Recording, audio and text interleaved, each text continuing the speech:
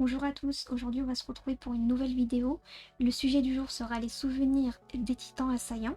Et donc je vais rentrer dans le vif du sujet comme d'habitude, en commençant par ce schéma qui montre la succession des différents titans assaillants. Donc tout à gauche on commence par Kruger, puis ensuite Grisha, puis ensuite Eren.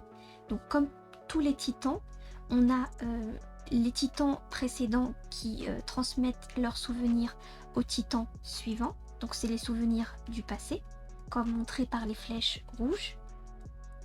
Donc dans le cas de Grisha, Grisha a aussi les souvenirs de Frida, je vous le rappelle, puisqu'il l'a mangé pour récupérer le titan originel. Et donc forcément, comme Grisha a les souvenirs de Frida, du coup Eren aussi a les souvenirs de Frida. C'est logique. Et donc ça c'est pour les souvenirs du passé, mais n'oubliez pas que le titan assaillant a aussi le pouvoir d'envoyer des souvenirs du futur, mais cette fois-ci au précédent détenteur. Donc pour moi ça marche exactement pareil que les souvenirs du passé, sauf que c'est inversé. Donc je vais vous les montrer par des flèches vertes cette fois-ci. Donc voilà, donc du coup Grisha reçoit les souvenirs du futur de Eren, et Kruger reçoit les souvenirs du futur de Grisha. Donc on a une petite particularité en plus que je vous dirai à la fin, pour ne pas trop vous embrouiller pour l'instant. Et donc oui, une petite parenthèse avant de vous montrer des exemples sur les souvenirs. Donc pour moi, les souvenirs sont toujours liés à un contexte. Ils remontent toujours à la surface en fonction d'un contexte. Par exemple, si je prends l'exemple du moment où Eren embrasse la main d'Historia, qu'est-ce qu'il voit? Il voit les souvenirs de la grotte de son père. Et pourquoi est-ce qu'il voit les souvenirs de la grotte de son père? Tout simplement parce que Historia est liée à la famille Reiss. Voilà, c'est un petit exemple de comment les souvenirs remontent à la surface. C'est toujours lié à un contexte. Donc, et cette logique-là, elle va apparaître aussi dans les exemples que je vous ai pris. C'est pour ça que je le précise ici. Et donc on va commencer par les souvenirs du passé qui viennent de Frida. Et donc qui ont été transmis à Grisha, puis du coup à Eren. Et là en l'occurrence c'est Eren qui reçoit les souvenirs de Frida. Donc je vais vous montrer l'exemple. Donc c'est au moment, si je dois vous resituer, c'est au moment où Eren a été kidnappé par Rod Reiss et qu'il est enchaîné pour que Historia le mange. Vous voyez, vous vous souvenez de cette scène, c'est la saison 3. Et donc là, à ce moment-là, Eren a les yeux fermés et il a ce souvenir-là de Frida qui se regarde dans le miroir. Il ne voit pas à travers les yeux de Frida, il voit Frida, parce que Frida se regarde dans le miroir, donc ça lui permet de la voir. Parce que normalement, s'il a accès au souvenir de Frida, il est censé voir ce que Frida voit. Sauf que là, devant le miroir, Frida se voit elle-même, donc Eren voit Frida. Voilà. J'ai mis du temps à comprendre ça, malgré le fait que ce soit logique en vrai, mais j'avais du mal à comprendre pourquoi il la voyait. Mais en fait, c'est logique vu que Frida se regarde dans le miroir. Voilà. Et donc ça, c'est un exemple de souvenir du passé qui vient de Frida. Maintenant, un souvenir du passé qui vient de Grisha. C'est celui-là, tout simplement, où on voit là, pour le coup, à travers les yeux de Grisha. Donc on voit Grisha en train d'être sur le point d'injecter le liquide cérébro-spinal à Eren. Voilà. Donc là, c'est plus logique, c'est plus évident. Donc maintenant, on en a fini avec les souvenirs du passé. On va passer aux souvenirs du futur. Et pour commencer, je vais vous donner un exemple de souvenirs du futur qui sont transmis à Kruger. Il y en aura un qui viendra de Grisha et il y en aura un qui viendra de Eren. Donc je vais d'abord commencer par un souvenir du futur qui est passé de Grisha à Kruger. Donc c'est celui-ci, donc c'est le même souvenir que tout à l'heure. Donc c'est une scène du futur. Alors j'ai mis futur parce que par rapport à Kruger c'est du futur. Donc c'est une scène où, comme je vous ai dit, Grisha est en train d'injecter le liquide à son fils. Et à ce moment-là, il lui dit, si tu veux sauver Mikasa, Armin et tous les autres, tu devras apprendre à contrôler ce pouvoir. Donc là, ce qui est important à retenir, c'est le fait que Grisha dise si tu veux sauver Mikasa, Armin et tous les autres. C'est ça qui est important. Et donc, quel est le lien avec le passé finalement. Et donc, dans le passé, au même moment, hein, dans un contexte similaire, c'est pour ça que je vous ai précisé que les souvenirs, ça fonctionne en fonction d'un contexte. Donc là, ce qui se passe, c'est que Kruger est lui aussi sur le point d'injecter le liquide, cette fois-ci à Grisha.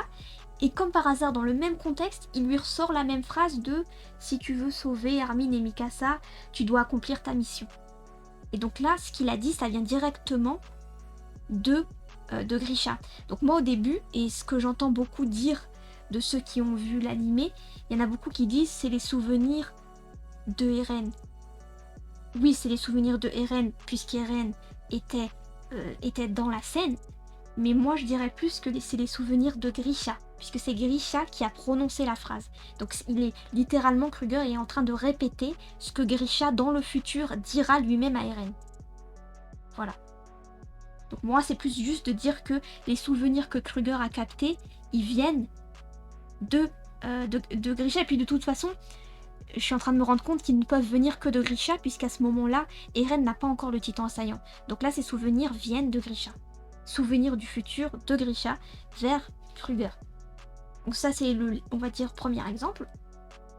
Et donc même après, Grisha dit Mikasa, Armin, de quoi parles-tu? Et après, Kruger lui répond par une question, quoi, à qui appartiennent ces souvenirs. Donc lui-même ne sait même pas d'où ça vient. Bon, ça c'est évident, on sait très bien que eux deux ne peuvent pas connaître Armin et Mikasa puisqu'ils sont pas encore nés. C'était juste pour préciser. Et donc là, on a une autre scène. C'est celle où Kruger essaie de motiver Grisha à accomplir la mission du titan assaillant. En parallèle avec la scène où Eren essaie de motiver Grisha à accomplir la mission du titan assaillant. Donc là, on est dans un contexte similaire, toujours pareil, sauf que l'endroit n'est pas le même, bien sûr. Et on est à un moment où le titan assaillant est en train de douter, quoi. Dans un cas, dans le premier cas, c'est le futur titan assaillant, puisque Grisha n'a pas encore le titan. Et dans le deuxième cas, c'est le titan assaillant du moment, puisque là, Grisha a le titan assaillant.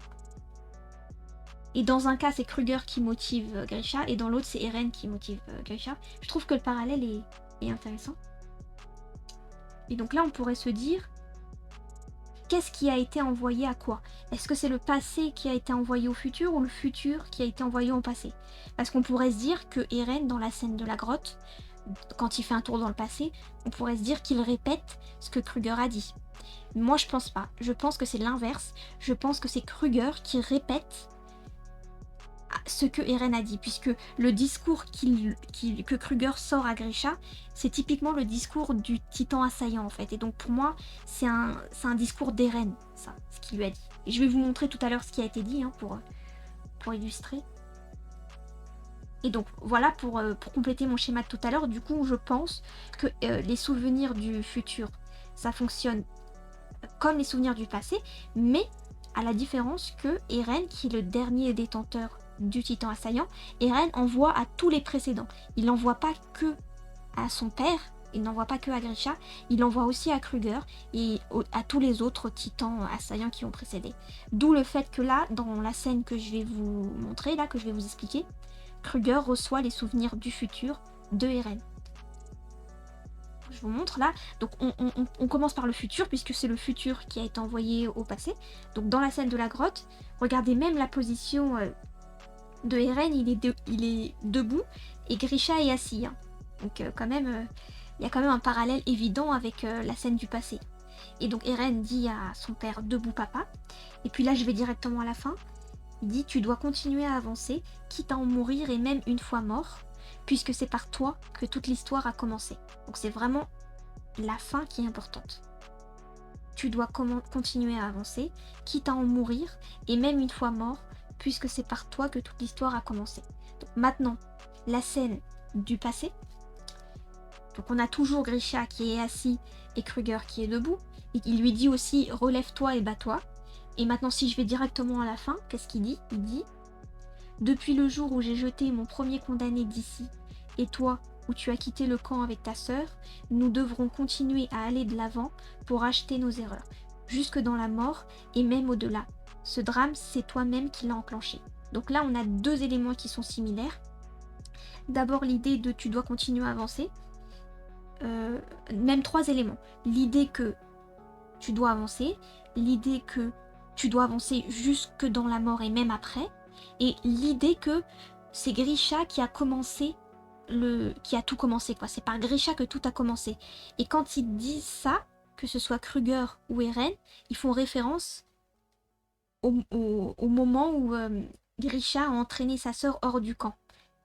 Ils font référence à cette scène-là. Donc, selon Eren et donc Kruger, qui fait que répéter ce que Eren a dit, c'est parce que Grisha est sorti hors du camp que toute l'histoire a commencé. Voilà. C'est juste...